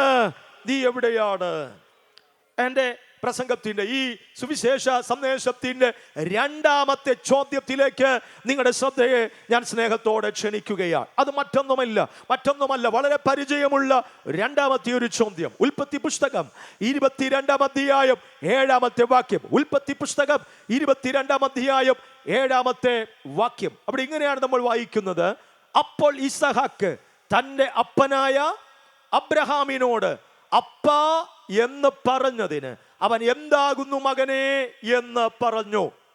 തീയും വിറകുമുണ്ട്, എന്നാൽ ഹോമയാഗത്തിന് ആട്ടിൻകുട്ടി എവിടെ എന്ന് അവൻ ചോദിച്ചു. ചോദ്യം കേട്ടോ, തീയും വിറകുമുണ്ട്, ഹോമയാഗത്തിനുള്ള ആട്ടിൻകുട്ടി എവിടെ എന്ന് ചോദിച്ചു. ഇതൊരു വലിയ ചോദ്യമാണ്. ഹോമയാഗത്തിനുള്ള ആട്ടിൻകുട്ടി എവിടെ? വിശുദ്ധ ബൈബിളിലെ ഒരു പ്രസക്തമായ ഭാഗമാണ് യാഗങ്ങൾ നടത്തുക എന്നുള്ളത്. പഴയ നിയമത്തിൽ യാഗങ്ങൾ നടക്കുമായിരുന്നു. ഇസ്രായേൽ ജനത്തിന്റെ മുഴുവൻ പാപത്തിന്റെ പരിഹാരത്തിന് വേണ്ടി ആണ്ടിൽ ഒരിക്കൽ അറുക്കപ്പെടുന്ന ഒരു യാഗമുണ്ട്. അതാണ് പെസഹ കുഞ്ഞാടിന്റെ യാഗം, മഹാപാപ പരിഹാര പെരുന്നാളിന്റെ യാഗം. ഇസ്രായേൽ ജനത്തെ വീണ്ടെടുത്തതിൻ്റെയൊക്കെ ഓർമ്മയ്ക്കായി സൂചിപ്പിക്കുന്ന പെസഹ കുഞ്ഞാട്, ദൈവത്തിന്റെ കുഞ്ഞാട്, സകല ജനത്തിൻ്റെയും പാപത്തെ ചുമക്കുന്ന ദൈവത്തിന്റെ കുഞ്ഞാട് എന്നൊക്കെയുള്ള പരാമർശങ്ങൾ യാഗത്തോടുള്ള ബന്ധത്തിൽ നമുക്ക് കാണുവാൻ കഴിയും. അതിൻ്റെ എല്ലാ പൂർത്തീകരണമായി നമുക്ക് ചെന്നെത്തുവാൻ കഴിയുന്നത് കർത്താവായ യേശു ക്രിസ്തുവിലാണ്. ഞാൻ ആ ഭാഗത്തേക്ക് വരുന്നതിന് മുൻപ് ഈ ചോദ്യത്തിന്റെ പ്രാധാന്യം നമ്മളൊന്ന് ശ്രദ്ധിക്കുന്നത് നന്നായിരിക്കും. എന്താ സംഭവം? വിശ്വാസികളുടെ പിതാവ് എന്നറിയപ്പെടുന്ന അബ്രഹാമിന് ദൈവം വാർദ്ധക്യ കാലത്തിൽ 100-ാമത്തെ വയസ്സിൽ വാഗ്ദത്ത സന്തതിയെ കൊടുത്തു. അബ്രഹാമിന് ദൈവം കൊടുത്ത വാഗ്ദത്ത സന്തതിയായ ഇസഹാക്കിനെ താലോലിച്ചു വളർത്തി. അവരിങ്ങനെ പോകുമ്പോൾ ഒരു ദിവസം സർവശക്തനായ ദൈവം അബ്രഹാമിനോട് പറഞ്ഞു, നീ നിന്റെ മകനായ ഇസഹാക്കിനെ, ആ ഏകജാതനെ തന്നെ എനിക്ക് തരണം. എങ്ങനെ തരേണ്ടെന്നറിയാമോ? മോരിയ മലയിൽ കൊണ്ടുപോയി അവനെ യാഗം കഴിക്കണം. ഭാര്യയോട് ഒരു വാക്കുവൻ ചോദിച്ചിട്ടില്ല. അവൻ തൻ്റെ മകനെ പ്രഭാതത്തിൽ തന്നെ എഴുന്നേൽപ്പിച്ച് കഴുതയ്ക്ക് കോപ്പിട്ട് ബാല്യക്കാരെയും കൂട്ടി മോരിയ മലയെ ലക്ഷ്യമാക്കി അവർ യാത്ര ചെയ്തു പോകുകയാണ്. അങ്ങ് അകലെ വെച്ച് അവർ മോരിയ മലയെ കണ്ടു. അവരുടെ ദൃഷ്ടി പതിക്കുന്ന അത്രയും ദൂരത്തിലെത്തി കഴിഞ്ഞപ്പോൾ ഈ അബ്രഹാം തന്റെ ബാല്യക്കാരോട് പറഞ്ഞു, നിങ്ങൾ ഇവിടെ നിൽക്കണം, ഞാനും മകനും പോയി ദൈവത്തിന് ആരാധന കഴിഞ്ഞു മടങ്ങി വരാം. അങ്ങനെ ദൈവത്തെ ആരാധിക്കാൻ അപ്പനും മകനും കൂടെ കയറി ചെല്ലുകയാണ്. വിറകെടുത്ത് ചെറുക്കന്റെ തലയിലോട്ട് വെച്ചു കൊടുത്തു. കത്തിയും തീയുമൊക്കെ അപ്പനെടുത്തു. രണ്ടുപേരും കൂടെ കൊച്ചു വർത്തമാനമൊക്കെ പറഞ്ഞ് ഇങ്ങനെ മോരിയാമലയുടെ മലഞ്ചെരുവിലൂടെ ഇങ്ങനെ കയറിപ്പോവുകയാണ്. നടന്നു പോകുന്നതിനിടയ്ക്ക് മോനൊരു ചോദ്യം, അപ്പന്റെ ചങ്കിന് കൊള്ളുന്നൊരു ചോദ്യം. ആ ചോദ്യം എന്താണെന്നറിയാമോ? അപ്പാ, വിറകും തീയുമൊക്കെ ഉണ്ട്. സാധാരണ അപ്പൻ നടത്തിയിട്ടുള്ള യാഗമൊക്കെ ഞാൻ കണ്ടിട്ടുണ്ട്. പക്ഷെ ഈ യാഗത്തില് അപ്പനൊരു മറവി പറ്റിയോ എന്നൊരു സംശയം. എന്താണ് മോനെ പ്രശ്നം? യാഗത്തിന് ആട്ടിൻകുട്ടി വേണം. ആ ആട്ടിൻകുട്ടി എവിടെ? വല്ലാത്തൊരു ചോദ്യം. ലോകത്തിലെ ഏതൊരു അപ്പന്റെ മനസാക്ഷിയെയും കീറിമുറിക്കുന്ന ഒരു ചോദ്യം. അപ്പൻ കറക്റ്റ് മറുപടിയാ ശരിക്കും പറയുന്നത്. താൻ പറയുന്നത് എന്താണെന്നറിയാമോ? മോനെ, അത് ദൈവം കരുതിക്കൊള്ളും. അത് ദൈവത്തിന്റെ വിഷയത്തിന് വിട്ടേക്ക്. ദൈവമാണ് യാഗമൃഗത്തെ കൽപ്പിച്ചിരിക്കുന്നത്. അത് ദൈവം കരുതിക്കൊള്ളും. അപ്പൻ പറഞ്ഞതിന്റെ മറുപടി ഞാൻ മറന്നിട്ടില്ല എന്ന മറക്കേണ്ടവൻ അതെ മറക്കാത്തവൻ അത് മറക്കുകയുമില്ല. ഞാൻ പറഞ്ഞ ആശയം മനസ്സിലായോ? യാഗമൃഗത്തെ ഇനിയും കരുതേണ്ടത് സർവശക്തനായ ദൈവമാണ്. അവൻ അത് കരുതിക്കൊള്ളുക തന്നെ ചെയ്യും. ഞാൻ മറന്നിട്ടില്ല. ദൈവം എന്നോട് പറഞ്ഞ യാഗവസ്തുവുമായിട്ടാണ് ഞാൻ കയറി ചെല്ലുന്നത്. രണ്ടുപേരും കൂടി മലയുടെ ഉന്നതമാകുന്ന മണ്ഡലത്തിലെത്തി. മോരിയ മലയുടെ കൽക്കുന്നിലെത്തി. അപ്പൻ മോനോട് പറയുകയാണ്, മോനെ, ദൈവം എന്നോടൊരു കാര്യം പറഞ്ഞിട്ടുണ്ട്. അത് നിന്നെ യാഗം കഴിക്കാനാ പറഞ്ഞിരിക്കുന്നത്. ആ നല്ല മകൻ അപ്പന്റെ മുൻപാകെ തന്നെ ഏൽപ്പിച്ചു കൊടുത്തു. ഞാൻ എൻ്റെ ഭാവനയിൽ പറയാം, ഈ മകനെ അബ്രഹാം കൈകാലുകൾ കെട്ടി വിറകടുക്കിയ ശേഷം ഈ മകനെ യാഗപീഠത്തിന്റെ മേൽ വിറകിന്റെ മേൽ കിടത്തിയിട്ട് തന്റെ കരത്തിലുള്ള കത്തിയെടുത്ത് ആകാശമണ്ഡലത്തിലേക്ക് ഉയർത്തി ക്ഷണനേരം കൊണ്ട് ആ കത്തി താഴേക്ക് വീഴുന്നതിന് മുൻപ് ഹോവയായ ദൈവം അബ്രഹാമിനെ വിളിച്ചിട്ട് പറഞ്ഞു, അബ്രാമേ, അരുത്, ബാലന്റെ മേൽ കൈവയ്ക്കരുത്. ഒന്നുകൂടെ എന്റെ ഭാഷയിൽ പറഞ്ഞാൽ, അബ്രാമേ, അവനെ വിട്. അവനല്ല ആട്ടിൻകുട്ടി, ഞാനാണ് ആട്ടിൻകുട്ടി. അവനല്ല യാഗമാകേണ്ടത്, ഞാനാണ് യാഗമാകേണ്ടത്. അവനല്ല മനുഷ്യന്റെ പാപത്തിന് വേണ്ടി, അവനല്ല മനുഷ്യന്റെ പ്രശ്നത്തിന് വേണ്ടി യാഗമായി മാറേണ്ടത്. അവനെ വിട്. ഞാനാണ് യാഗമായി മാറേണ്ടത്. ഈ രാത്രി എന്നെ കേൾക്കുന്നവരെ, അബ്രഹാം തന്റെ മകനെ നോക്കുമ്പോൾ കെട്ടപ്പെട്ടവനായി കിടക്കുന്നു. പക്ഷേ അബ്രഹാമിനെ കുറിച്ചുള്ള പ്രസക്തമായ ഒരു ചിന്തയിൽ അബ്രഹാം തിരിഞ്ഞു നോക്കുമ്പോൾ കൊമ്പ് വള്ളികൾക്കിടയിൽ കുടുങ്ങി ഒരാട്ടുകൊറ്റൻ കിടക്കുന്നത് കണ്ടു. മകനെ സ്വതന്ത്രനാക്കിയിട്ട് ആ ആട്ടുകൊറ്റനെ അബ്രഹാം യാഗം കഴിച്ചു. ഇന്ന് രാത്രി ഞാൻ പറയുന്നു, പാപം എന്ന പ്രതിസന്ധികൾ നിമിത്തം നരക ശിക്ഷാവിധിയിലേക്ക് അടിമപ്പെട്ടു പോകേണ്ടിയിരുന്ന നമ്മെ, അകാലത്തിൽ പൊലിഞ്ഞു പോകേണ്ടിയിരുന്ന നമ്മെ, നമുക്ക് പകരമായി ഒരു പകരവിലയായി, മറുവിലയായി, വീണ്ടെടുപ്പ് വിലയായി ദൈവം തന്റെ സാദൃശ്യത്തിൽ അങ്ങനെ തന്നെ ഇരിക്കാതെ വേഷത്തിൽ മനുഷ്യനായി ഈ താണഭൂമിയിലേക്ക് ഇറങ്ങി വന്നു. 33 കൊല്ലം അവിടെ നീ ഭൂമിയിൽ പാർത്തു. അതേ മനുഷ്യന്റെ പാപത്തിന്റെ പരിഹാരത്തിന് വേണ്ടി തന്നെ കാൽവരി മലയിൽ ഏൽപ്പിച്ചു കൊടുത്തു. ഹല്ലേലൂയ, ഹല്ലേലൂയ, ഹല്ലേലൂയ. മോരിയ മലയിൽ ഒരാട്ടുകൊറ്റൻ ഇസഹാക്ക് അഴിക്കപ്പെട്ടു വിട്ടെങ്കിൽ കാൽവരിയുടെ കൊലക്കുന്നിൽ, കാൽവരിയുടെ കൊലമരത്തിൽ ദൈവത്തിന്റെ കുഞ്ഞാട്, ദൈവത്തിന്റെ പെസഹ കുഞ്ഞാട്, രോമം കത്തിരിക്കുന്നവരുടെ മുൻപിൽ മിണ്ടാതിരിക്കുന്ന ദൈവത്തിന്റെ ആട്, അവൻ തകർക്കപ്പെട്ടവനായി മാറി. Hallelujah, hallelujah. ലോകസ്ഥാപനത്തിനു മുൻപേ കുരളറുക്കപ്പെട്ട ദൈവത്തിന്റെ കുഞ്ഞാടായവൾ, ദൈവത്തിന്റെ കുഞ്ഞാടായവൾ നമുക്ക് വേണ്ടി തകർക്കപ്പെട്ടു. ഹല്ലേലൂയ. പ്രശ്നങ്ങൾക്ക് പരിഹാരമുണ്ടോ? നീ എവിടെയായിരിക്കുന്നു എന്ന ചോദ്യത്തിന് മനുഷ്യൻ പാപത്തിലാണ്, മനുഷ്യൻ പ്രശ്നങ്ങൾക്കകത്താണ്, മനുഷ്യൻ തകർച്ചകൾക്കകത്താണ്. പരിഹാരമുണ്ടോ? ഉണ്ട്. അതാണ് യാഗത്തിലുള്ള ആട്ടിൻകുട്ടി എവിടെ, യാഗത്തിലുള്ള ആട്ടിൻകുട്ടി എവിടെ?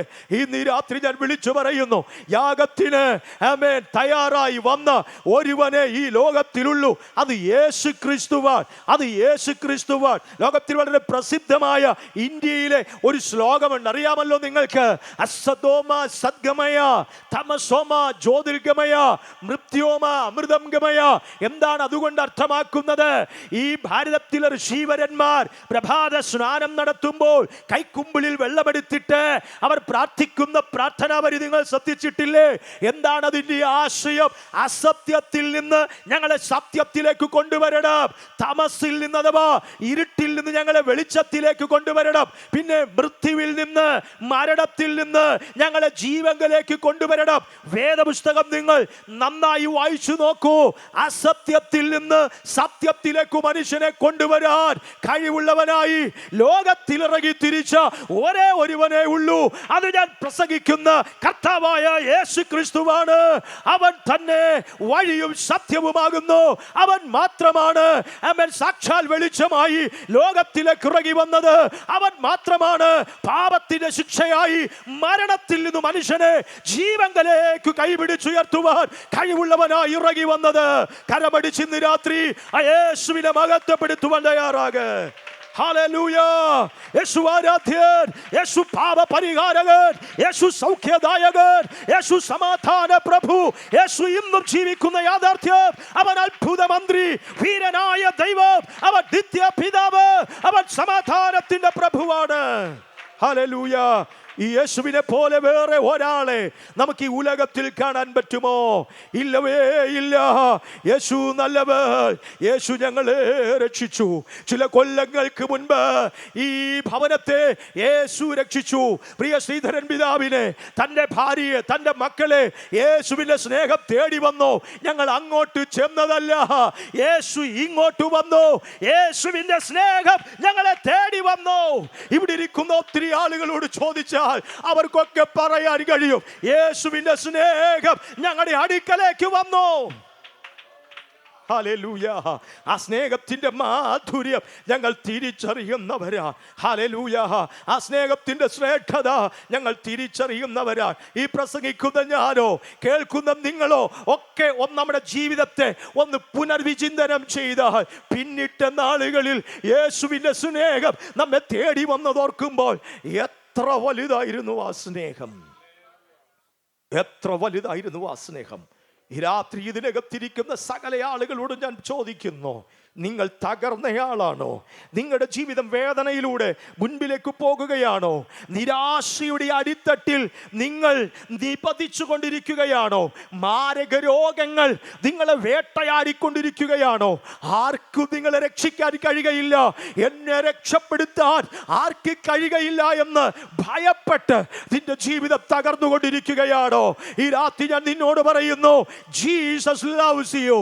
യേശു നിന്നെ സ്നേഹിക്കുന്നു. അവൻ നിനക്ക് വേണ്ടി സ്വന്തം ജീവനെ കാൽവരിയുടെ കൊലമരത്തിൽ ഒരു യാഗമൃഗത്തെ പോലെ ഏൽപ്പിച്ചു കൊടുക്കുകയാണ്. യേശുവിന്റെ സ്നേഹം എത്ര വലുതാണ്, എത്ര വലുതാണ്, എത്ര വലുതാണ്. വിശുദ്ധ ബൈബിൾ ഇങ്ങനെ പറയുന്നു, കർത്താവായ യേശുവിൽ വിശ്വസിക്കുക, എന്നാൽ നീയും നിന്റെ കുടുംബവും രക്ഷ പ്രാപിക്കും. ഒന്നുകൂടെ ഞാൻ ആ പ്രസ്താവന, ആ സെന്റൻസ്, ആ വാക്യം ഉരുവിടാം. കർത്താവായ യേശുവിൽ വിശ്വസിക്കുക, എന്നാൽ നീ മാത്രമല്ല നിന്റെ കുടുംബവും രക്ഷ പ്രാപിക്കും. ഇത് പറയാനാ ഈ യോഗം ഇവിടെ വെച്ചത്. ഇത് പറയാനാ ഇങ്ങനെ ഒരു മീറ്റിംഗ് ഇവിടെ കൂട്ടിയത്. ദൈവം ഈ കുടുംബത്തെ സ്നേഹിച്ചപ്പോൾ അവരെ സ്നേഹിച്ച സ്നേഹം, അവരെ രക്ഷിച്ച രക്ഷയെക്കുറിച്ച് ഈ ഉച്ചഭാഷിണിയിലൂടെ ഉച്ചസ്വരത്തിൽ വിളിച്ചു പറയാനാ ഈ യോഗം ഇവിടെ ക്രമീകരിച്ചത്.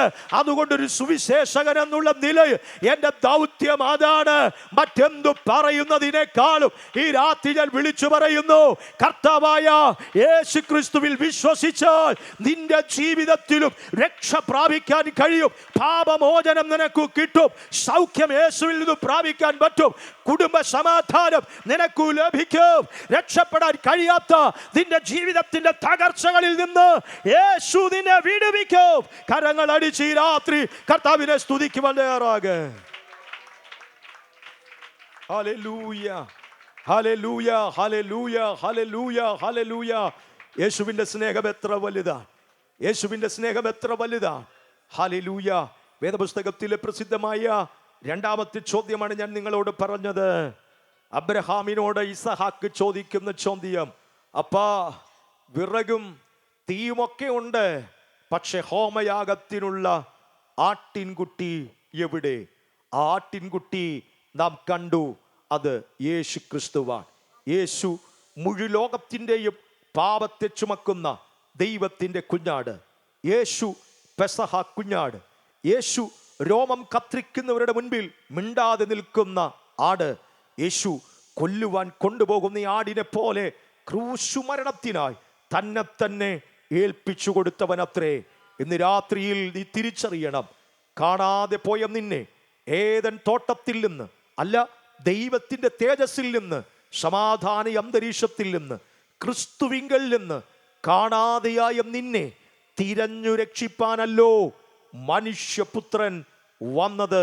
യേശു ഈ രാത്രി നിന്നെ തിരഞ്ഞുകൊണ്ടിരിക്കുന്നു. വരിക യേശുവിങ്കലേക്ക്.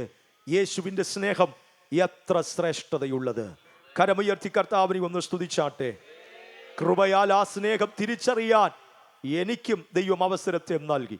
ദൈവം ഞങ്ങളുടെ കുടുംബത്തിന് അവസരത്തെ നൽകി. എന്നെ അറിയുന്ന ഒത്തിരി ആളുകൾ ഇവിടെയുണ്ട്. നിങ്ങൾക്കറിയാം, യേശുവിനെ ആരാധിക്കുവാൻ ദൈവം ഞങ്ങളെ വിളിച്ചത് ഏറ്റവും ശ്രേഷ്ഠകരമാകുന്ന ഒരു അനുഭവമായി ഞങ്ങൾ കണക്കാക്കുന്നു. ഹല്ലേലൂയ, സ്തോത്രം. ഇനി പ്രസിദ്ധമായ മറ്റൊരു ചോദ്യം കൂടെ വേഗത്തിൽ പരിമിതമാകുന്ന സമയത്തിനുള്ളിൽ ഞാൻ പറഞ്ഞവസാനിപ്പിക്കാം. എബ്രായർക്ക് എഴുതിയ ലേഖനം 2-ാം അധ്യായം 3-4 വാക്യങ്ങൾ. എബ്രായർക്ക് എഴുതിയ ലേഖനം 2-ാം അധ്യായം 3-4 വാക്യങ്ങൾ. കർത്താവ് താൻ പറഞ്ഞു തുടങ്ങിയതും ദൈവം അടയാളങ്ങളാലും അത്ഭുതങ്ങളാലും വിവിധ വീര്യപ്രവർത്തികളാലും തൻ്റെ ഇഷ്ടപ്രകാരം പരിശുദ്ധാത്മാവിനെ നൽകിക്കൊണ്ടും സാക്ഷി നിന്നതും കേട്ടവർ നമുക്ക് ഉറപ്പിച്ചു തന്നതുമായ ഇത്ര വലിയ രക്ഷ നാം ഗണ്യമാക്കാതെ പോയാൽ എങ്ങനെ തെറ്റി ഒഴിയും? ചോദ്യം ഇതാണ്, ഇത്ര വലിയ രക്ഷ നാം ഗണ്യമാക്കാതെ പോയാൽ എങ്ങനെ തെറ്റി ഒഴിയും? ഇത്ര വലിയ രക്ഷ, ഗ്രേറ്റ് സാൽവേഷൻ, ഈ മഹാരക്ഷ നാം ഗണ്യമാക്കാതെ പോയാൽ എങ്ങനെ തെറ്റി ഒഴിയും? ദൈവത്തിൽ നിന്ന് അകന്നുപോയ മനുഷ്യൻ, ദൈവത്തിൽ നിന്ന് ഓടി ഒളിച്ച മനുഷ്യൻ, അങ്ങനെ ഒത്തിരി പ്രശ്നങ്ങളിൽ മനുഷ്യൻ അകപ്പെട്ടു പോയ മനുഷ്യനെ ദൈവം തന്നെ മനുഷ്യനായി വേഷമെടുത്ത് ഈ ഭൂമിയിലേക്ക് ഇറങ്ങി വന്ന് അവനെ രക്ഷപ്പെടാനുള്ള രക്ഷാമാർഗം ഈ ഭൂമിയിൽ നൽകി. ഈ വലിയ രക്ഷയുടെ പദ്ധതിയെ മനുഷ്യൻ അംഗീകരിക്കാതെ പോയാൽ അവന് എത്ര വലിയ ശിക്ഷ ലഭിക്കും എന്നുള്ളതാണ് ഈ ചോദ്യത്തിന്റെ സാരാംശം. ഹല്ലേലൂയ. ഈ രാത്രി എന്നെ ശ്രദ്ധിക്കുന്ന പ്രിയമുള്ളവരെ, ഈ യോഗം ഇവിടെ നടക്കുന്നത്, ബഹുമാനപ്പെട്ട നാട്ടുകാരെ, ഈ ശബ്ദബീജികളിലൂടെ ഞങ്ങളെ ശ്രദ്ധിക്കുന്ന പ്രിയപ്പെട്ടവരെ, ഈ യോഗം ഇവിടെ നടക്കുന്നത് ഒത്തിരി പണം ഇവിടെ ഉള്ളത് കൊണ്ടല്ല. ഹല്ലേലൂയ.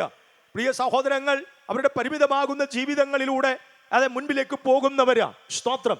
അലക്സ് കർത്താവിന്റെ വേല ചെയ്യുന്നു. ആമേൻ. നിഷയും കുടുംബവും അവരെ മറ്റൊരു ഭാഗത്ത് പാർക്കുന്നു. ആമേൻ. പ്രിയ അനീഷ് ചില നാളുകളായി ഉപജീവന മാർഗാർത്ഥം കുഞ്ഞുങ്ങളുമായി മറ്റൊരു സ്ഥാനത്തായിരിക്കുന്നു. പ്രിയ പിതാവ് ഇപ്പോഴും അധ്വാനിച്ച് അവരുടെ കാര്യങ്ങളൊക്കെ നോക്കി പോവുകയാണ്. ഒത്തിരി പണം ഇങ്ങനെ കുമിഞ്ഞുകൂടുന്നത് കൊണ്ടല്ല ഈ യോഗം ഇവിടെ നടത്തിയത്.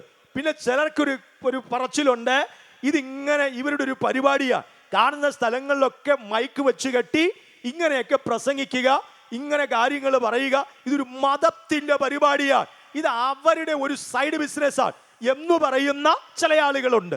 എന്നാൽ ഇന്ന് രാത്രി ഞാൻ പറയുന്നു, അങ്ങനത്തെ സൈഡ് ബിസിനസ്സും അല്ല ഈ യോഗം എന്ന് പറയുന്നത്. പിന്നെ എന്തിനാ ഈ യോഗം എന്ന് ചോദിച്ചാൽ അതിന്റെ പ്രധാനപ്പെട്ട മറുപടി ഞങ്ങൾക്ക് പറയാനുള്ളത് ഇപ്രകാരമാണ്: ഈ ലോകം തീരാൻ പോകുകയാണ്, ഈ വണ്ടി മുങ്ങാൻ പോകുകയാണ്. സ്തോത്രം. ഒരു ഭയങ്കര സംഭവം നടക്കാൻ പോകുകയാണ്. പ്രകൃതി താളം തട്ടി തുടങ്ങിയിരിക്കുന്നു. ഹല്ലേലൂയ. വിശുദ്ധ ബൈബിൾ പറയുന്നു, യേശുക്രിസ്തുവിന്റെ രണ്ടാം വരവ് വാതിൽക്കൽ എത്തി നിൽക്കുന്നു. വേഗത്തിൽ രണ്ട് കാര്യങ്ങൾ സംഭവിക്കും. ശ്രദ്ധിക്കണം, വേഗത്തിൽ രണ്ട് കാര്യം സംഭവിക്കും. ഒന്നുകിൽ നമ്മുടെ മരണം, ഒന്നുകിൽ നമ്മുടെ മരണം, അല്ലെങ്കിൽ യേശുക്രിസ്തുവിന്റെ പുനരാഗമനം. രണ്ടിലേതെങ്കിലും ഒന്ന് സംഭവിച്ചേ പറ്റുകയുള്ളൂ. ഹല്ലേലൂയ. ഒന്നുകിൽ നമ്മുടെ മരണം. നമുക്ക് ആർക്കും ഗ്യാരണ്ടി പറയാനില്ല. ഞാൻ നേരത്തെ പ്രശ്നങ്ങൾ പറഞ്ഞു കഴിഞ്ഞു. എപ്പോൾ വേണമെങ്കിലും മൃത്യു നമ്മെ വാരിയെടുത്തു കൊണ്ടുപോകാൻ സാധ്യതയുണ്ട്. എന്നാൽ നാം അല്പം കൂടി ജീവിക്കാൻ ഭാഗ്യം ലഭിച്ചാൽ കർത്താവിന്റെ വരവ് വാതിൽക്കലെത്തിയിരിക്കുന്നു എന്ന വെളിപ്പാട് നമ്മെ ഭരിച്ചുകൊണ്ടിരിക്കണം. കരങ്ങൾ അടിച്ച് കർത്താവിനെ ഒന്ന് സ്തുതിക്കട്ടെ. ഹല്ലേലൂയ, ഹല്ലേലൂയ. യേശുക്രിസ്തുവിന്റെ വരവ് വാതിൽക്കലെത്തി നിൽക്കുന്നു. സ്തോത്രം. ആരാണ് യേശുക്രിസ്തുവിന്റെ വരവിങ്കൽ എടുക്കപ്പെടുന്നത്? ആരാണ് എടുക്കപ്പെടുന്നത്? അതുകൂടി ഇന്ന് രാത്രി കേട്ടേച്ചേ പോകാവൂ. സ്തോത്രം. ആമേൻ. ആരാണ് യേശുക്രിസ്തുവിന്റെ വരവിങ്കൽ എടുക്കപ്പെടുന്നത്? ഒന്ന്, യേശുക്രിസ്തുവിനെ സ്വന്തം രക്ഷിതാവും കർത്താവുമായി സ്വീകരിച്ചവർക്ക് മാത്രമേ കർത്താവിന്റെ വരവിങ്കൽ എടുക്കപ്പെടാൻ പറ്റുകയുള്ളൂ. രണ്ട്, യേശുക്രിസ്തുവിന്റെ കൽപ്പനകളെ അനുസരിച്ചിട്ടുള്ളവർക്ക് മാത്രമേ കർത്താവിന്റെ വരവിങ്കൽ എടുക്കപ്പെടാൻ കഴിയുകയുള്ളൂ. മൂന്ന്, വിശുദ്ധമായൊരു ജീവിതം വചനപ്രകാരം അന്ത്യനിമിഷം വരെ നയിക്കുന്നവർക്ക് മാത്രമേ കർത്താവിന്റെ വരവിങ്കൽ എടുക്കപ്പെടാൻ കഴിയുകയുള്ളൂ. ഇതൊക്കെ ഇച്ചിരി വിസ്തരിച്ചു പറയേണ്ട കാര്യങ്ങളാണ്. ഇനിയുള്ള 5 മിനിറ്റ് കൊണ്ട് ഇതെല്ലാം പറഞ്ഞു നിർത്താൻ പറ്റില്ല. സ്തോത്രം. എങ്കിലും ഈ സന്ദേശത്തോടുള്ള ബന്ധത്തിൽ പ്രസക്തമായൊരു കാര്യമായതുകൊണ്ട് ഞാൻ ഈ ഭാഗങ്ങളൊന്ന് സൂചിപ്പിച്ചേ പറ്റുകയുള്ളൂ. ഏകദിന സുവിശേഷ യോഗത്തിൽ ഇതും കൂടി പറയണം. നമ്മൾ ഇത് കേട്ടിരിക്കണം. ഹല്ലേലൂയ. ഇന്ന് രാത്രി ശ്രദ്ധിക്കുക. യേശുവിൽ വിശ്വസിച്ചില്ലെങ്കിൽ എന്താ സംഭവിക്കാൻ പോകുന്നത്? വലിയ ദുരന്തങ്ങളിലേക്ക് നമ്മൾ പെടും. എന്താണ് ആ വലിയ ദുരന്തം? കർത്താവ് താൻ ഗംഭീരനാദത്തോടും പ്രധാന ദൂതന്റെ ശബ്ദത്തോടും ദൈവത്തിന്റെ കാഹളത്തോടും കൂടെ സ്വർഗത്തിൽ നിറങ്ങി വരികയും ക്രിസ്തുവിൽ മരിച്ചവർ മുൻപേ ഉയർത്തെഴുന്നേൽക്കുകയും പിന്നെ ജീവനോടെ ശേഷിക്കുന്ന നാം രൂപാന്തരം പ്രാപിച്ചു കർത്താവിനെ എതിരേൽപ്പാൻ മേഘങ്ങളിൽ എടുക്കപ്പെടുകയും ചെയ്യും. ഇങ്ങനെ നമ്മൾ രക്ഷിക്കപ്പെട്ടവർ, വചനത്തെ അനുസരിച്ച് വിശുദ്ധിയിൽ ജീവിക്കുന്ന ദൈവമക്കൾ കർത്താവിനോട് കൂടെ ഇരിക്കും. മറ്റുള്ളവരുടെ കാര്യം എന്താണെന്നറിയാമോ? ശാപ എടുക്കപ്പെട്ട് കഴിയുമ്പോ ഈ ഭൂമിയിൽ മഹോപദ്രവം സംഭവിക്കാൻ പോകുകയാണ്. എതിർ ക്രിസ്തുവിന്റെ ഭരണം ഈ ലോകത്തിൽ നടക്കാൻ പോകുന്നു. 7 കൊല്ലം മഹാപീഡനകാലം ഈ ഭൂമിയിൽ നടക്കാൻ പോകുന്നു എന്ന് തിരുവെഴുത്ത് പറയുന്നു. അതിനുശേഷം പിന്നെയും ക്രൂരമായ സംഭവങ്ങൾ പലതും ഈ ഭൂമിയിൽ നടക്കും. യേശു തന്നെ വിശുദ്ധ സഭയുമായി വിശുദ്ധ ദൂതഗണങ്ങളുമായി മധ്യാകാശത്തിൽ നിന്ന് ഒലിവ് മലയെ ലക്ഷ്യമാക്കി ഈ ഭൂമിയെ ഭരിക്കാൻ യേശു നിന്ദിക്കപ്പെട്ട മണ്ണിൽ വന്ദിക്കപ്പെടാൻ തക്ക വിധത്തിൽ ആരാധ്യനായി ഈ ഭൂമിയിലേക്ക് ഇറങ്ങി വരുന്നൊരു സമയമുണ്ട്. ഹല്ലേലൂയ, സ്തോത്രം. യേശുവിനോടുകൂടെ നാം വാഴുന്ന കാലം എത്ര ആനന്ദകരമായിട്ടുള്ള കാലമാണ്. സ്തോത്രം. ഇന്ന് രാത്രി ആരെങ്കിലും എന്നെ ശ്രദ്ധിക്കുന്നുണ്ടെങ്കിൽ തിരിച്ചറിയണം, ഇട്ടാൽ കീറിപ്പോകുന്ന, എന്തിനാ, ഒരു നേരം ഇട്ട് കഴിഞ്ഞ് രണ്ടാമതൊരു വട്ടം നല്ല മനസ്സോടെ ഇടാൻ പറ്റില്ല. 1-2 മണിക്കൂർ കഴിയുമ്പോൾ ജീർണിച്ചു പോകുന്ന ഒരു ഉടുപ്പിനു വേണ്ടിയോ 2 കൊല്ലമോ 3 കൊല്ലമോ ഇട്ട് കഴിഞ്ഞാൽ തേഞ്ഞു പോകുന്നു. അത്രയൊന്നും പോകത്തില്ല ഉപദേശി. 6 മാസം കൊണ്ടല്ലേ ചെരുപ്പെല്ലാം തേഞ്ഞു പോകുന്നത്. അങ്ങനെയുള്ള ഒരു ജോഡി ചെരുപ്പിന് വേണ്ടിയോ, ഒന്നും മുട്ടിയാൽ പപ്പടം പൊടിയുന്ന പോലെ പൊടിഞ്ഞു പോകുന്ന ഒരു കാറിന് വേണ്ടിയോ, ഒന്ന് കുലുങ്ങിയാൽ പൊടുപടെ പൊട്ടിപ്പോകുന്ന ഒരു കെട്ടിടത്തിന് വേണ്ടിയോ അല്ല ഞാനും നിങ്ങളും യേശു ക്രിസ്തുവിൽ വിശ്വസിച്ചിരിക്കുന്നത്. നമുക്കൊരു ഉറപ്പുണ്ട്, ഇത് പൊളിയും, ഈ മൺകൂടാരം പൊളിയും, ഈ കൂടാരങ്ങൾ പൊളിയും, ഈ ലോകം പൊളിയും, ഈ ബോട്ട് ഇവിടെ മുങ്ങും. എന്നാൽ ഞങ്ങളുടെ അകത്തുള്ള ആത്മാവ് അവനെ സൃഷ്ടിച്ച ഉടയവന്റെ അടുക്കലേക്ക് പറന്നുയരുക തന്നെ ചെയ്യും. ആ പ്രത്യാശയാണ് നമ്മെ ഭരിക്കേണ്ടുന്നത്. ആ നിത്യജീവന്റെ തുടുപ്പാണ് നമ്മെ ഭരിക്കേണ്ടുന്നത്. ഇന്ന് രാത്രി തിരിച്ചറിയുന്നവർ കരമടിച്ചാത്മാവിൽ കർത്താവിനെ സ്തുതിക്കട്ടെ. ഹല്ലേലൂയ, ഹല്ലേലൂയ, ഹല്ലേലൂയ, ഹല്ലേലൂയ. ഈ ലോകത്തിൽ ജീവിക്കുമ്പോ നമുക്ക് വസ്ത്രം വേണം. ഈ ലോകത്തിൽ ജീവിക്കുമ്പോ കയറി സഞ്ചരിക്കാൻ ഒരു വാഹനം ആവശ്യം, പാർക്കാൻ ഒരു വീട് ആവശ്യം. പക്ഷെ ഇതല്ല നിലനിൽക്കുന്നത്. ഇത് താൽക്കാലികം, കാണാത്തതോ നിത്യം. ഹല്ലേലൂയ, ഹല്ലേലൂയ. യേശുവിന്റെ വരവിങ്കൽ എടുക്കപ്പെടണം. അവനോടൊന്നിച്ച് 1000 ആണ്ട് നാം വാഴണം. അതിനുശേഷം ഒരു നിത്യയുഗം അവൻ നമുക്കായി വെച്ചിട്ടുണ്ട്. കൈവിടപ്പെട്ടു പോകുന്നവർക്ക് എന്താണ് സംഭവിക്കുന്നത്? ഹല്ലേലൂയ. വെളിപ്പാട് പുസ്തകം 20-ാം അധ്യായം 11 മുതലുള്ള വാക്യങ്ങൾ ഞാനൊന്ന് വായിച്ചു കേൾക്കാം. എന്താണ് സംഭവിക്കുന്നതെന്ന് അവിടെ എഴുതിയിട്ടുണ്ട്. വിസ്തരിക്കാൻ ഞാൻ തയ്യാറാകുന്നില്ല. ഞാൻ വലിയൊരു വെള്ള സിംഹാസനവും അതിൽ ഒരുത്തനിരിക്കുന്നതും കണ്ടു. അവന്റെ സന്നിധിയിൽ നിന്ന് ഭൂമിയും ആകാശവും ഓടിപ്പോയി, അവയെ പിന്നെ കണ്ടില്ല. മരിച്ചവർ ആബാലവൃത്തം സിംഹാസനത്തിന് മുൻപിൽ നിൽക്കുന്നതും കണ്ടു. പുസ്തകങ്ങൾ തുറന്നു. ജീവന്റെ പുസ്തകം എന്ന മറ്റൊരു പുസ്തകവും തുറന്നു. പുസ്തകങ്ങളിൽ എഴുതിയിരുന്നതിന് ഒത്തവണ്ണം മരിച്ചവർക്ക് അവരവരുടെ പ്രവർത്തികൾക്ക് ന്യായവിധിയുണ്ടായി. സമുദ്രം തന്നിലുള്ള മരിച്ചവരെ ഏൽപ്പിച്ചു കൊടുത്തു. മരണവും പാതാളവും തങ്ങളിലുള്ള മരിച്ചവരെ ഏൽപ്പിച്ചു കൊടുത്തു. ഓരോരുത്തനും അവനവന്റെ പ്രവർത്തികൾക്കടുത്ത വിധിയുണ്ടായി. മരണത്തെയും പാതാളത്തെയും തീപ്പൊയ്കയിൽ തള്ളിയിട്ടു. ഈ തീപ്പൊയ്ക രണ്ടാമത്തെ മരണം. ജീവപുസ്തകത്തിൽ പേരെഴുതി കാണാത്ത ഏവനെയും തീപ്പൊയ്കയിൽ തള്ളിയിടും. ജീവപുസ്തകത്തിൽ പേരെഴുതി കാണാത്ത ഏവനെയും തീപ്പൊയ്കയിൽ തള്ളിയിടും. കരങ്ങൾ ഉയർത്തി കർത്താവിനെ ഒന്ന് സ്തുതിക്കാമോ? ജീവപുസ്തകത്തിൽ പേരെഴുതി കാണാത്ത ഏവനെയും, ആണെന്നോ പെണ്ണെന്നോ വ്യത്യാസമില്ലാതെ, കൗമാരക്കാരനെന്നോ ആമേൻ ചെറിയ അതേ പ്രായത്തിലുള്ള ആളുകളെന്നോ വ്യത്യാസമില്ലാതെ, നന്മതിന്മകളെ കുറിച്ച് അറിയുവാൻ പ്രായമുള്ള സകല ആളുകളും സ്തോത്രം യേശുവിൽ വിശ്വസിക്കാതെ, യേശുവിൻ്റെ ക്രൂശുമരണത്തിലൂടെയുള്ള രക്ഷ സ്വായത്തമാക്കാതെ ജീവിതം അസ്തമിച്ചു പോകുന്നെങ്കിൽ, ലോകത്തിൽ നിന്ന് മാറ്റപ്പെട്ടു പോകുന്നുണ്ടെങ്കിൽ നിങ്ങൾ കണക്ക് പറയേണ്ടി വരും. ആമേൻ. ദൈവസന്നിധിയിൽ ന്യായസിംഹാസനത്തിന് മുൻപാകെ നിൽക്കേണ്ടി വരും എന്ന് നമ്മൾ അറിഞ്ഞിരിക്കണം. വെളിപ്പെടുവാനുള്ള 3 കോടതികളുണ്ട്. ആ കോടതികളിൽ ഒന്നിലെങ്കിലും ഓരോരുത്തരും പോയേ പറ്റുകയുള്ളൂ. ഒന്നുകിൽ ക്രിസ്തുവിന്റെ ന്യായാസനത്തിന്റെ മുൻപിൽ, അല്ലെങ്കിൽ തേജസ്സിന്റെ സിംഹാസനത്തിന്റെ മുൻപിൽ അല്ലെങ്കിൽ വെള്ള സിംഹാസനത്തിന്റെ മുൻപിൽ എവിടെങ്കിലുമൊക്കെ പോയേ പറ്റുകയുള്ളൂ. അവനവൻ ശരീരത്തിലിരിക്കുമ്പോൾ ചെയ്യുന്നത് നല്ലതാകിലും തീയതാകിലും അതിന് തക്കവണ്ണം പ്രാപിക്കേണ്ടതിന് നാം എല്ലാവരും ക്രിസ്തുവിൻ്റെ ന്യായാസനത്തിന്റെ മുൻപിൽ വെളിപ്പെടേണ്ടതാകുന്നു.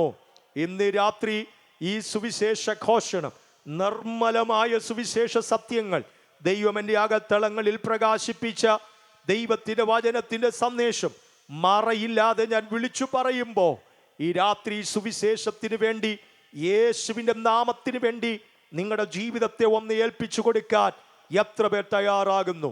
ആരും ഇന്ന് രാത്രി പറയുന്നു, അപ്പനറിയാതെ, അമ്മയറിയാതെ, എൻ്റെ അധ്യാപകരറിയാതെ, സുഹൃത്തുക്കൾ അറിയാതെ ഞാനും പാസ്റ്റർ നിങ്ങൾ നേരത്തെ പറഞ്ഞതുപോലെ കുറെ പ്രശ്നങ്ങളിൽ അകപ്പെട്ടിരിക്കുന്നു. എവിടേക്കെയോ ഞാൻ വഴിതെറ്റിപ്പോയിരിക്കുന്നു. എൻ്റെ ജീവിതം തകരുകയാ. എനിക്ക് രക്ഷപ്പെടണം. എനിക്ക് നേർവീതിയിലൂടെ സഞ്ചരിക്കണം. ഈ വർഷത്തിൻ്റെ പുതിയ ദിവസങ്ങൾ, ആരംഭ ദിവസങ്ങളിൽ, ഈ നവവത്സരാരംഭത്തിൽ ഞാനും ഒരു തീരുമാനമെടുക്കുകയാണ്. എനിക്കൊന്ന് രക്ഷപ്പെട്ടിരുന്നെങ്കിൽ കൊള്ളാമായിരുന്നു. എനിക്ക് നല്ല വ്യക്തിയായി ജീവിച്ചിരുന്നെങ്കിൽ കൊള്ളാമായിരുന്നു. പാപം എനിക്ക് വേണ്ട, മദ്യം എനിക്ക് വേണ്ട, മയക്കുമരുന്ന് എനിക്ക് വേണ്ട. എനിക്ക് യേശുവിൻ്റെ വചനത്തെ അനുസരിച്ച് അവൻ്റെ കൽപ്പനകളിലൂടെ ജീവിച്ച് ആ കൽപ്പനകൾ ഏറ്റെടുത്ത് വിശുദ്ധമായ ജീവിതത്തിൻ്റെ ഉടമയായി എനിക്കും സ്വർഗത്തിലെത്തണം. ജനനം എന്ന 3 അക്ഷരത്തിലൂടെ ആരംഭിച്ച് ജീവിതം എന്ന 3 അക്ഷരത്തിലൂടെ മുൻപിലേക്ക് പോയി മരണം എന്ന 3 അക്ഷരത്തിലൂടെ ഈ ലോകത്തിൽ നമ്മൾ മാറ്റപ്പെടുമ്പോൾ നിത്യത എന്ന 3 അക്ഷരത്തിലൂടെ വിരൽ ചൂണ്ടുന്ന ആ നിത്യതയുടെ ഒരു ഭാഗമാണ് സ്വർഗം എന്ന 3 അക്ഷരവും നരകം എന്ന 3 അക്ഷരവും. അതെ, നരകത്തിലേക്കാണോ സ്വർഗത്തിലേക്കാണോ പോകേണ്ടത് എന്നുള്ളത് ഇന്ന് രാത്രി ഒരു തീരുമാനമെടുത്ത് സ്നേഹിത കർത്താവിനോട് പ്രാർത്ഥിക്ക്. എനിക്ക് നരകം വേണ്ട, എനിക്ക് സ്വർഗം മതി. നരകം ഭീതിജനകമാണ്, സ്വർഗം സന്തോഷദായകമാണ്. കർത്താവെ, അങ്ങയിൽ വിശ്വസിച്ചാൽ മാത്രമേ, അങ്ങയിലൂടെ മാത്രമേ, യേശുവിലൂടെ മാത്രമേ സ്വർഗത്തിലേക്ക് പോകാൻ കഴിയുകയുള്ളൂ എന്ന് ഇന്ന് രാത്രിയിൽ ഞങ്ങൾ കേട്ടിരിക്കുന്നു. എൻ്റെ ജീവിതത്തെ ഞാൻ സമർപ്പിക്കുന്നു. ആര് പറയുന്നു എനിക്ക് വേണ്ടി പ്രാർത്ഥിക്കണമെന്ന്? അല്ല, നിങ്ങൾ ദൈവ പൈതലായിരിക്കാം, യേശുവിൽ നിങ്ങൾക്ക് വിശ്വാസമുണ്ടായിരിക്കാം. ഇന്ന് നിങ്ങളുടെ പ്രാർത്ഥന വിഷയം മറ്റൊന്നായിരിക്കാം. അയ്യോ ദൈവദാസന്മാരെ, സഹോദരങ്ങളെ, ഞങ്ങൾക്ക് വേണ്ടി പ്രാർത്ഥിക്കണം. ഞങ്ങൾ ഒത്തിരി പ്രശ്നങ്ങളുടെ മുൻപിലേക്ക് പോകുന്നു, കുടുംബ തകർച്ചകളുടെ മുൻപിലേക്ക് പോകുന്നു. വല്ലാത്ത അസമാധാനം ഞങ്ങളുടെ കുടുംബത്തിലുണ്ട്. ഞങ്ങൾക്ക് മുൻപിലേക്ക് പോകുവാൻ കഴിയുന്നില്ല. ഞങ്ങൾ രോഗത്തിൽ അടിമപ്പെട്ടിരിക്കുന്നു. ഞങ്ങൾക്ക് വേണ്ടി ഒരു വാക്ക് പ്രാർത്ഥിക്കുമോ? യേശു നല്ലവനല്ലേ? യേശുവിനെ എന്നെ വിടുവിപ്പാൻ കഴിയുമെന്ന് ഞാൻ വിശ്വസിക്കുന്നു. എനിക്ക് വേണ്ടി പ്രാർത്ഥിക്കണം എന്ന് ആഗ്രഹിക്കുന്നവരുണ്ടോ? ഒരു നിമിഷം ദൈവമുൻപാകെ സമർപ്പിച്ച് നമ്മെ തന്നെ ഏൽപ്പിച്ചു കൊടുത്ത്